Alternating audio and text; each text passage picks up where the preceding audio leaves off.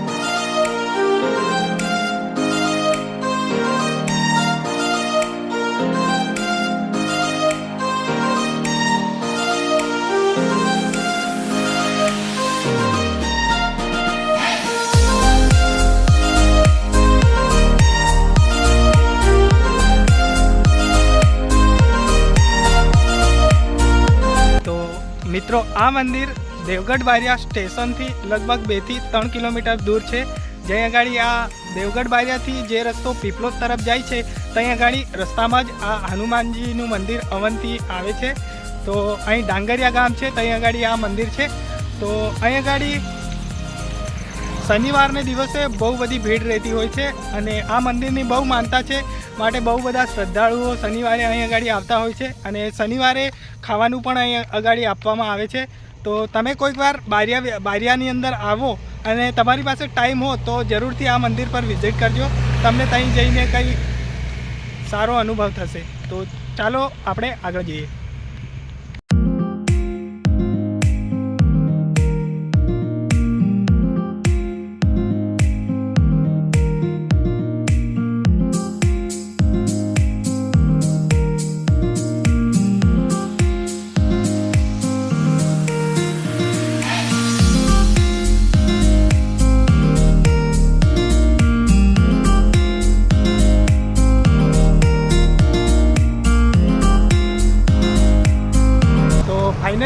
આપણે મંદિરે પહોંચવા જ કરીએ છીએ.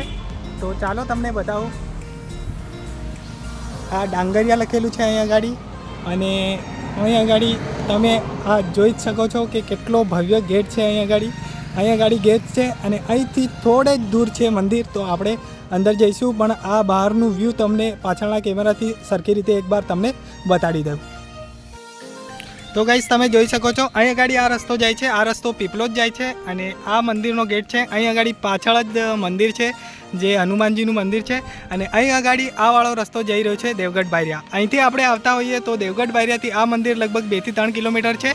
તો ચાલો આપણે અંદર જઈએ અને જો ભગવાનના દર્શન કરી અને પાછા આપણે રિટર્ન આવીશું.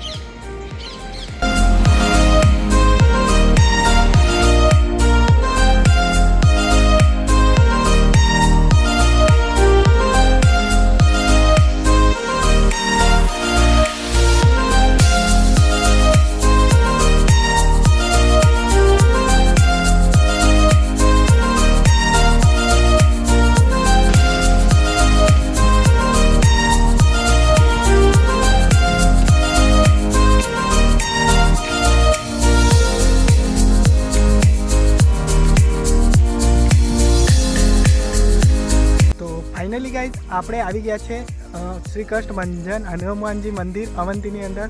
તો ચાલો તમને બતાવી દઉં. અહીંયા ગાડી તમે જોઈ શકો છો.